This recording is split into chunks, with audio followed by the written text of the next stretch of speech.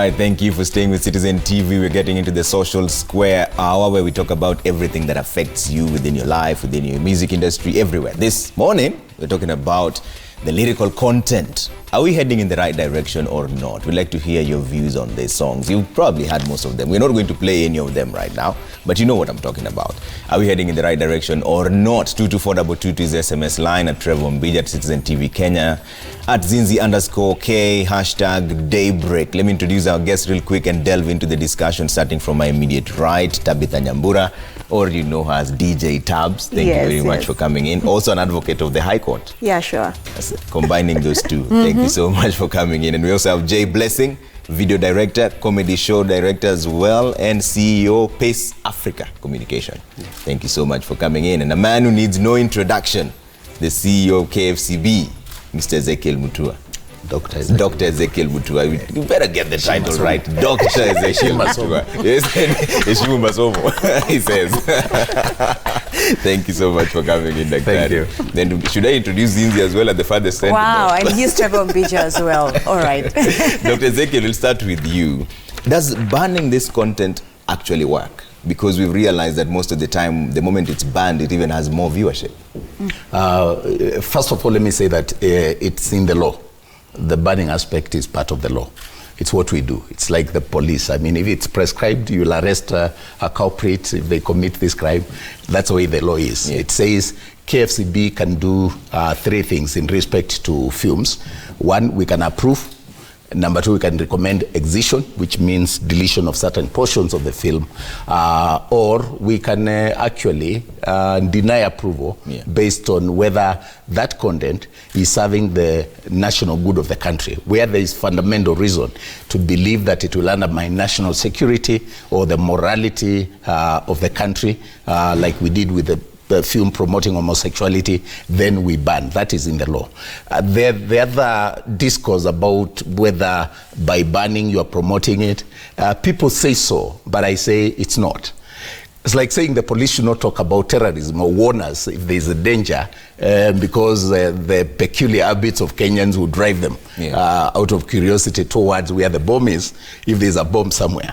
I think that's warped logic. What should happen is the people who are appointed or charged with the responsibility of implementing the law, and they tell you this content is not good, then I think the logical thing would be don't watch it. And we do it to give advisory, really, for the consumer of content to know this one is not suitable for children of this age, so that parents are advised and they know how they would, particularly for the children, help them to navigate, because children can be influenced badly by wrong content. So when we ban, if it gains traction, it's still within the element or the group that would have watched it anyway. I always say, most likely it's among the perverts. If you ban a song like we did, you know, let me take, for example, Taka Taka, which we demanded it has to be brought down, and Pigwa Shoka. Why would anybody watch that just because the government banned it? The group that would watch is a group of deviants or people who just want to take on the government for the heck of it. And like I've said, it's like the police warning you, there's a bomb there, you know, take off, run away, and then you want to run towards the bomb. The police have done their job. And if you look at it, it just picks traction for a certain period, and it sticks there. People are telling us you are popularizing Taka Taka. Where is it now? Do you hear about it anymore? We want people, it's bad song.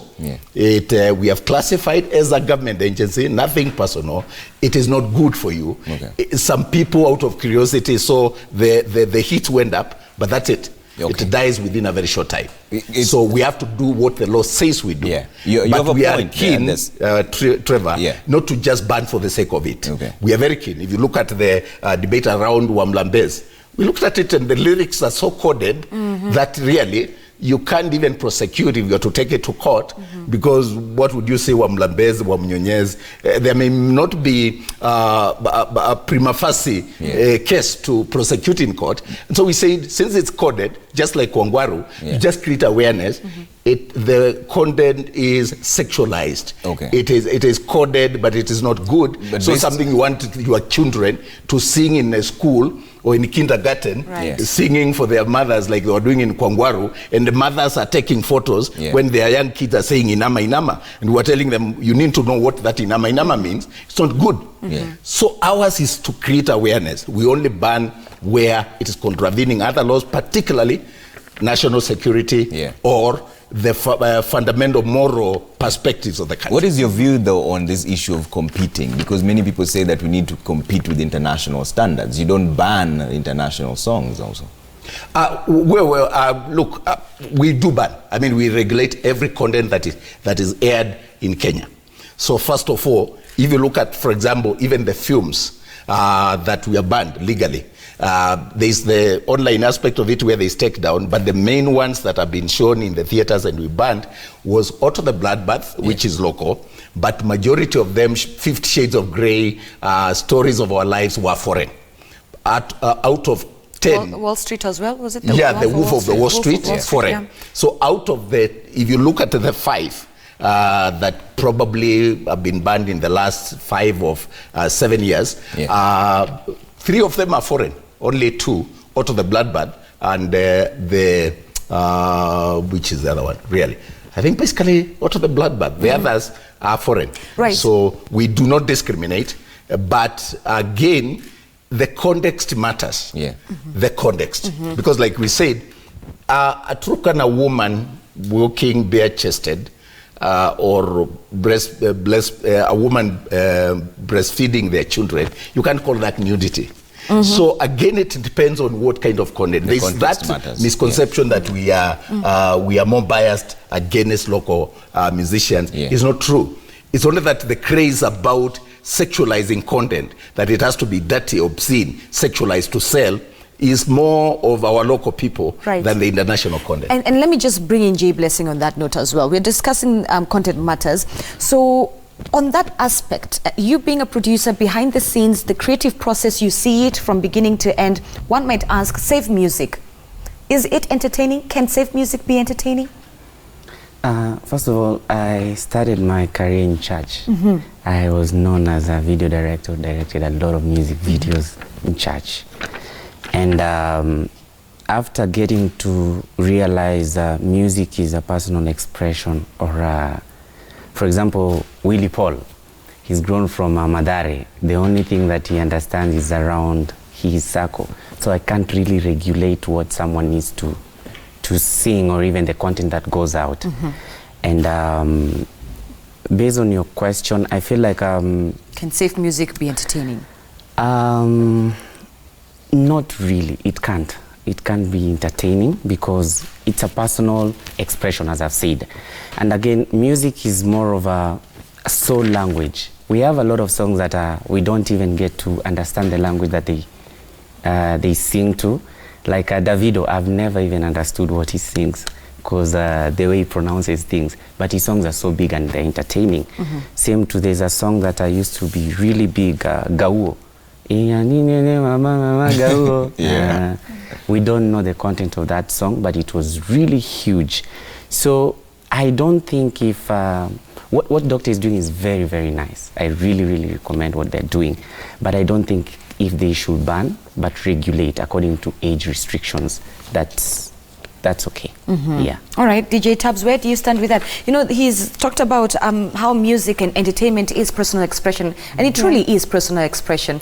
But even as you are, as an artist, expressing whatever emotions you're feeling, I'm sure you have to sort of strike a balance and remember that this is content that is going to the public. So there's that sort of respect as well that you have to put in your content. So how can we balance that? How can we balance personal expression with knowing that this is content that is going to the public, so it needs to be a bit regulated, it needs to be safe, even from a producer and artist point of view? Yeah, so like Jay Blessing said, music is a personal experience. So even for the artist, it is something that is personal. So if you're a person who can entertain and sing, you know, like Kwangwaru or Wamlambez, you know, all these things people sing so that they can become famous, or so that they can get to be known. You just want to have that something small in your music so that people can be able to know it, you know, and that is what artists do. So it boils down to who you are as a person. So if personally I cannot listen to Wamlambez, that is who I am, because I'm like, okay, what is this that I'm listening to? You know, for me it doesn't have much content in my perspective, yeah. So I'm like, it boils down to an artist. It boils down to you as a person, because you'll find that most of the times people don't think about the public, they don't think about the children. In fact, they want these children to listen to those songs so that they can leave an impression in the children's minds. And I think that's a fundamental issue, because yes, there are two elements to it. There's the personal expression, but there's the element of business. And if you're going to make business out of art and out of music, then you're going to interface with the public, because public is the consumer of your content. Now, that means you're bringing it to the public space, and the government regulates the public space. And so while personal expression is permissible in whatever way you want to express yourself, particularly in private setting, when you bring that content to the public space as business, and really we also want musicians to make money. So we want content that has substance. Then you will now interact with the regulator, because we say failure to regulate yourself invites government regulation, particularly where the public is involved. Because if you look, for example, the work of Kenya Film Classification Board is to regulate film and broadcast content to achieve two things. One, to ensure that it promotes Kenya's culture, national values and aspirations. That's a philosophy. And number two, to protect children from exposure to harmful content. That's why the law is there. This is the law of the country. And so artists are also part of this narrative. What do we want as a country? So if we all say we want a culture of anything goes, Trevor, and we allow musicians to say what they want to say, sing whatever they want to sing, politicians to do what they want to do, shout the way they want to shout, insult each other, what kind of a country are we going to have? And then again, the importance of art. These guys are talented to build society, to inspire, to mold our values through their content, to speak to our hearts, encourage us to behave in a certain manner, set the agenda for society, because that's how powerful art is. It's a tool for socio-cultural transformation. It encourages people to behave in a certain manner. So it's supposed to praise good deeds and demonize bad things, shame the bad, and glorify the good. So when we allow the culture of anything goes, I would say in private, yes, that could pass. But if you're bringing to the public, then what is your calling? Why are you talented? Why are you coming into the business of music or art? You want to do it to set an agenda. And I think that's the debate we need to have. Because many people claim that we are simply burying our heads in the sand, that these things are actually happening out there. Trevor, there's something Jay Blessing said that we need to really put in context. The question Zinzo was asking is, can saved music or saved content sell? And he was saying it is very difficult, which is true. But on the other hand, if you look at the Skiza tunes in Safaricom, where really there's money, you know, a lot of guys are making money out of the creativity that you can have your ringtone, you know, singing. I do not think I want to have, or majority of Kenyans want to have their phones ringing Wamlambez. You know, I don't think that's something I want to play. So it will play around a clique of people. It may never sell with like Skiza tunes, and that's where there's money, because everybody has a phone. So look at it this way. Mase Masika will make money with Wema, we know Wako Wema or something, or akisema atakubariki hakuna atakayezuia, or something edifying, inspiring, that the president will sing, the guy in the street will sing. If now it's just for a certain clique of people, this is where now classification comes in, and how it affects even how we rate. If you bring a song like that, which is coded, but we know it is sexualized, and we rate it for dots, we will not ban J Blessings, we will not ban, but we will rate it for dots. We have cut off a very huge market. So as classification board, we are also concerned that every content coming out of our artists, we have to rate it for dots. What are we doing about distribution? Because distributors, both local and international, they are telling us when you rate it for dots, you're actually making us you're making difficult for us as distributors and marketers of art and music to get involved, because you are saying it was not safe for our children. So there's a business point of view. There's a money-making point of view. And that's why they're losing out. So the guy of Takataka tell me, he did that song. Let me give you an example and compare the two. There's a guy called Henry Disango, who was honored by Google, and they requested, can you guys, as a way of encouraging our young people to create positive content, we honor this guy. He's witty, comical, but in a positive manner. So he came to our offices and he was given a certificate signed by the director of YouTube. Okay, and we honored it with Google in my office. But we thought, when we looked at the videos he had done, we said, can we support you to make better quality content? We gave him 200,000. The deputy president saw that on online, and immediately the guy left our office. We saw him with the deputy president, and we have seen him doing billboards and so on. Okay. By that alone, if you compare with the Takataka guy, when we called him, he came with a lawyer.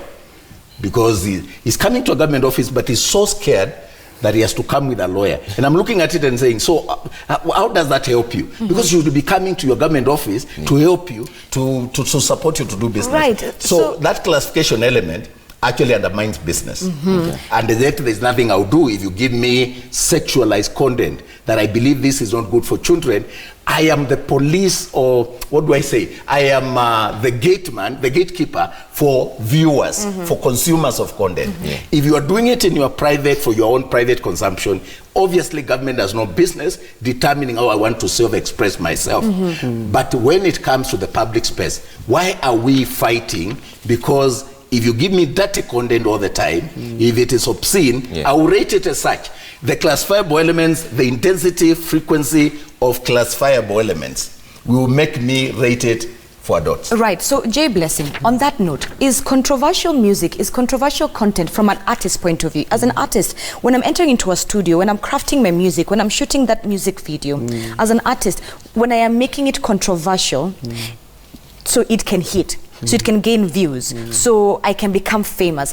Is that selfish to the industry as opposed to making content that actually contributes to the entertainment and the growing of the industry, where you could have someone who has been in the game for about 50 years, they've been an artist, and then they look at Wamlambezo Mnyonyezi and they're wondering, this generation is undermining an entire industry. So what is that? Is that selfish? No, just answering doctors, these are contests about rich, Masimasika being rich and other artists are not rich. If you look at the international ranking of rich people, there is no any safe artist who's rich actually. If you look at likes of Jay-Z, if you go deep to their content and Dr. Dre and all these other guys, it's not that friendly at all. Actually, the hip-hop culture is worse than what we have here, because it was fighting the government like directly. So that is on the business aspect of it. Because but then Jay Blessing, does that then, is that a justification to become lewd and to also be violent in the lyrics? Because really. The best performing people you are see, violent in the lyrics. Entertainment as general, okay, let's say an artist who decides to draw a nude person, you know, that is his expression. And my religion doesn't allow me to be around that, you understand? But when you are at a corner place, you're like, it's okay, it's not bad, this is something that we're used for. But you can't confess about it in the public. Yeah. So saying about, do you have to have a controversial song to, that's a question, to make it? You see, there are things that we don't talk about. If it's I love you, dad and mom and all this, these are things that are daily we talk about. But now, I think there's an empty space in everyone's heart that are things that we don't share. So when someone else talks about it, we are all curious. Like for real, I won't lie to you. I don't think if I'm too old to, I didn't know what Wamlambezo Mnyonyezi mean. And I'm sure, doctor, you don't really know it. No, because now you know. I classify. I know the lyrics. I know Kuspina stuff like that. Yeah, so there are things that for real we don't really get to know what they mean until we give it our all to understand what they mean. But as So it's much open as to interpretation. yes, but it takes time. What if you have another artist? So let's set a scenario. You're in studio as a producer. Yeah. You have DJ Tabs, who has been in the industry for a minute. She has her music. Her music is the safe, entertaining music. Then you have Zinzi, who walks in, and Zinzi is a bit controversial with her music. Will she not, as DJ Tabs, who has been in the game and sort of has also contributed to the growth of it, will she not feel as if I am now doing the opposite? By creating controversial music, controversial content. You see, music is not even about the lyric. That's what I'm trying to nullify, the lyric aspect of it. Because we have guys like Koffi Olomide. I thank God I'm able to listen to some of these languages, yeah? I don't know if you classified Selfie of Koffi Olomide in the country. Yeah, we classify all content. Yeah. Did you get to know the content behind it? We normally get the interpretation, just like I've told you. I got the lyrics for Wamlambez, I got for Kwangwaru, and we made a decision that we can't ban because the push from our stakeholders was, why are you allowing this? And we said, it's so coded. Because as a government, if you ban, you should be able to sustain it in law. What we normally do is, there are elements of banning, there are elements of taking down from online, where we cooperate. And that one is, we push a case. And if Google or YouTube agree that this is really violating community standards, then they will agree with us as a flag, a trusted flag, and they will pull it down. But there is the element of following the law, like we did with Rafik, where you are able to, you can be sure you have grounds to sustain a case in court. If you do not have, just raise awareness. So what we do is we look at the lyrics. They really matter, by the way. The devil is actually in the lyrics. Because the tunes are good. I mean, Wamlambez is fantastic. The tunes are wonderful. Wangwaru is awesome. The tunes are good. But when you dig deeper, and that's why there is a government body called Kenya Film Classification Board to tell you to dig deeper. That's why I do. That's why I know these things. I mean, I see young people say, oh, you know, Mutro is disconnected from the... I know what... I look at these things myself, and I have very young people, including some of our examiners who are not even employees of KFCB, and the law demands that we incorporate independent examiners, lawyers, and so on, who apply to be co-opted, and then they rate and they go. A lot of people think that it is just KFCB. No. In fact, the real decisions are made by film examiners who are independent. When they look at it, and some of them are young people, your age or even younger, educated, we have a lawyer, we have psychologists, educationists, journalists, and so on. They say it does not fit the threshold. And so they give us the rating based on the intensity and the frequency of classifiable elements, which are nudity, obscenity, foul language, violence, horror, incitement or hate speech, and so on. So they look at how many times is it appearing, what is the frequency, what is the intensity, and then they tell us this one, between 0 to 5, you rate it this way. Now, what happens with the lyrics? They matter to us. Let me ask a question. Right now, gaming is becoming very big. Absolutely. In the country or even in the world. How are you going to classify? Because most of the gaming are guys killing each other. Dr. Mtua, let me pause that. That's a fantastic question, Jay. We want to pause that and go on a commercial break, then come back and he answers that question. Is that okay, Dr. Mtua? Absolutely. Awesome. So we want to take a look at your feedback as well on our SMS 22422, as well as on our Twitter handle at Citizen TV Kenya, and the hashtag to use is the hashtag Daybreak.